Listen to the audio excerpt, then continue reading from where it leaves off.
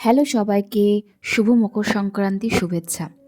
আর মকর সংক্রান্তি পিঠে হবে না তাই কি হতে পারে? তাই বিকেলবেলা চায়ের সাথে একটু তেল পিঠে খাওয়া হচ্ছে। তার পাশাপাশি বলি আজকের রেসিপিতে কি আছে। বেবি ফ্রেন্ডলি ভেজিটেবল কাবাব। আর এই রেসিপি বানানোর জন্য আমাদের কি কি প্রয়োজন? খুবই সহজ উপাদান দিয়ে হবে। সেগুলো হচ্ছে যত শীতকালে সবজি হয় সেই সবজি দিয়ে বানাতে পারেন। আমি এখানে আলু, গাজর আর ব্রোকলি নিয়েছি। শীতকালটা আমার বরাবরই ভালো লাগে, কারণ শীতকালে রং বেরঙের বিভিন্ন সবজি পাওয়া যায়।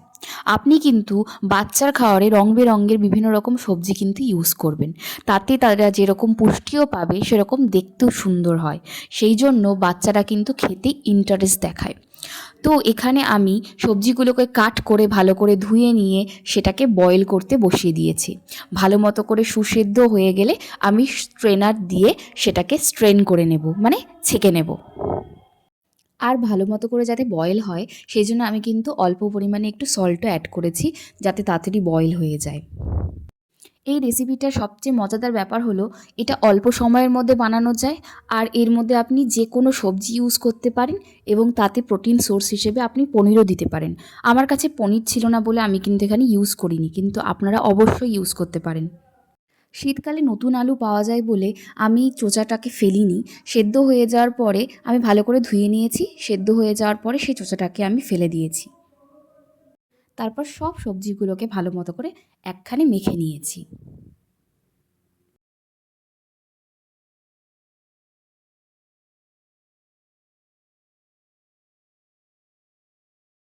এখানে ফ্লেভারের জন্য আমি একটু পেঁয়াজ অ্যাড করেছি।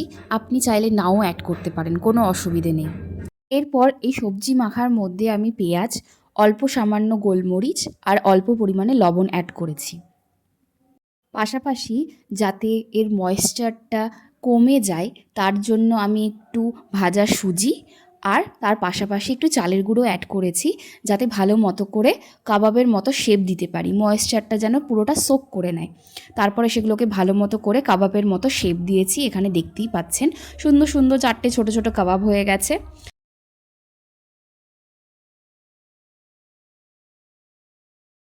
ফ্রাই করার জন্য আমি এখানে বাড়ির তৈরি পিওর হোমমেড ঘি ইউজ করেছি। এটা আমার বাড়ির তৈরি, মা আমাকে বানিয়ে দেয় সবসময়। তো আমি এটাই ইউজ করেছি। আপনি চাইলে কিন্তু বাটার বা যে কোনো রকমের অয়েল ইউজ করতে পারেন, কোনো অসুবিধে নেই। এবার অয়েলটা হিট হয়ে গেলে তার মধ্যে কাবাবগুলো দিয়ে দেব এবং ভালো করে এপিঠ উপিঠ দুপিঠ ভালো করে ভেজে নেব।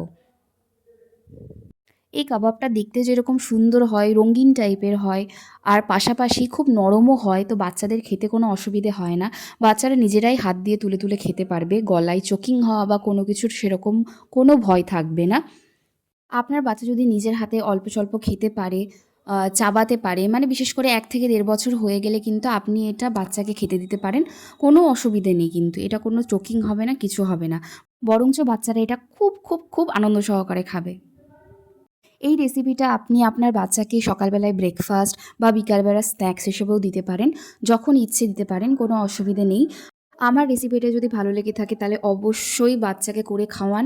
কেমন লেগেছে বাচ্চা সেটা বলুন, আপনিও খেয়ে দেখবেন কেমন লাগছে সেটা অবশ্যই জানাবেন আমার কমেন্ট বক্সে। এরকম নতুন নতুন ভিডিও পেতে অবশ্যই আমার চ্যানেলকে লাইক এবং সাবস্ক্রাইব করে রাখবেন পরবর্তী ভিডিওর জন্য। আমার ছোট্ট ছানাকে 6 মাসের পর থেকে কিন্তু নিজের হাতে অল্প স্বল্প করে খেতে দিই, যাতে ওর নিজে খাওয়ার অভ্যাসটা যেন গড়ে ওঠে। বাচ্চাদেরকে নিজের হাতে খেতে দিন, তাতে কি হবে, বাচ্চাদের এই নিজের হাতে খাওয়ার অভ্যাসটা গড়ে উঠবে। এর ফলে তার খাওয়ার প্রতি আগ্রহটাও বাড়বে। আজকে তাহলে চলি, সবাই ভালো থাকবেন, সুস্থ থাকবেন, সবাইকে সুস্থ রাখবেন। Happy parenting.